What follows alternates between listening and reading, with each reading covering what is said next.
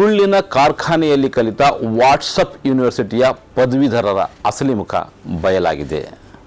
ಚಿನ್ನ ಖರೀದಿಸಬೇಡಿ ಅಂತ ಆಗಿನ ಪ್ರಧಾನಿ 1967ರ ಜೂನ್ 6ರಂದು ಹೇಳಿದ್ದಾರೆ ಎನ್ನಲಾದ ದಿ ಹಿಂದೂ ಪತ್ರಿಕೆಯ ವರದಿಯೊಂದು ಕಳೆದ 2-3 ದಿನಗಳಿಂದ ಸಾಮಾಜಿಕ ಜಾಲತಾಣಗಳಲ್ಲಿ ಹರಿದಾಡ್ತಾ ಇತ್ತು. ಕರ್ನಾಟಕ ವಿಧಾನಸಭೆಯ ವಿರೋಧ ಪಕ್ಷದ ನಾಯಕ ಆರ್ ಅಶೋಕ್ ಸಹಿತ ದೇಶದ ಬಹುತೇಕ ಬಿಜೆಪಿ ನಾಯಕರು ಇದು ಸತ್ಯ ಎಂದು ಹೇಳಿಕೊಂಡಿದ್ದರು. ಮಾತ್ರವಲ್ಲ, ಇದನ್ನು ತಮ್ಮ ಸಾಮಾಜಿಕ ಜಾಲತಾಣದ ಖಾತೆಗಳಲ್ಲಿ ಹಂಚಿಕೊಂಡಿದ್ದರು. ಈಗ ದಿ ಹಿಂದೂ ಪತ್ರಿಕೆಯ ಸಂಪಾದಕ ಸುರೇಶ್ ನಂಬತ್ ಖುದ್ದು ಎದುರಿಗೆ ಬಂದಿದ್ದಾರೆ. ಈ ಚಿತ್ರವು ಸಂಪೂರ್ಣ ನಕಲಿ ಅಂತ ಹೇಳಿದ್ದಾರೆ. ಇಂತಹ ಫೇಕ್ ಚಿತ್ರಗಳನ್ನು ಪೋಸ್ಟ್ ಮಾಡಬೇಡಿ, ಇದಕ್ಕೂ ಹಿಂದೂ ಪತ್ರಿಕೆಗೂ ಯಾವುದೇ ಸಂಬಂಧ ಇಲ್ಲ ಅಂತ ನೇರವಾಗಿ ಎಚ್ಚರಿಸಿದ್ದಾರೆ. ಹಿಂದೂ ಪತ್ರಿಕೆಯ ಆ ದಿನದ ಮುಖಪುಟದಲ್ಲಿ ಚಿನ್ನ ಖರೀದಿಸಬೇಡಿ ಎಂದು ಇಂದಿರಾ ಗಾಂಧಿ ಹೇಳಿದ ಸುದ್ದಿಯೇ ಇರಲಿಲ್ಲ.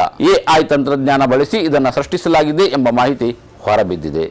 ಹಿರಿಯ ಪತ್ರಕರ್ತ ರಾಜದೀಪ್ ಸರ್ದೇಸಾಯಿ 1967 ಜೂನ್ 6ರಂದು ಏನು ನಡೆದಿತ್ತು ಎಂಬ ವಿವರಣೆಯನ್ನು ಕೊಟ್ಟಿದ್ದಾರೆ. ಆ ದಿನ ಇಸ್ರೇಲ್ ಮತ್ತು ಅರಬ್ ದೇಶಗಳ ನಡುವೆ ನಡೆದ ಸಂಘರ್ಷದ ಸುದ್ದಿಯೇ ಮುಖಪಟದಲ್ಲಿ ಇತ್ತು ಅಂತ ಚಿತ್ರ ಸಹಿತ ಮಾಹಿತಿ ಹಂಚಿಕೊಂಡಿದ್ದಾರೆ. ಒಂದು ಪತ್ರಿಕೆ ಹೆಸರಿಗೆ ಮಸಿ ಬಳಿದು ಇಡೀ ದೇಶದ ಜನತೆಯನ್ನ ಮೂರ್ಖರನ್ನಾಗಿಸುವ ಕುತಂತ್ರ ಬಯಲಿಗೆ ಬಂದಿದೆ. ತಮಗೆ ಇಷ್ಟವಿಲ್ಲದ ನಾಯಕನನ್ನ ಕೆಟ್ಟದಾಗಿ ತೋರಿಸಲು ಅಥವಾ ತಮಗೆ ಇಷ್ಟವಾದ ನಾಯಕನನ್ನ ದೇವರೆಂದು ಬಿಂಬಿಸಲು ಇತಿಹಾಸದ ಪುಟಗಳನ್ನು ಹರಿದು ಹಾಕುವ ಈ ಪ್ರವೃತ್ತಿ ದೇಶಕ್ಕೆ ಮಾರಕ.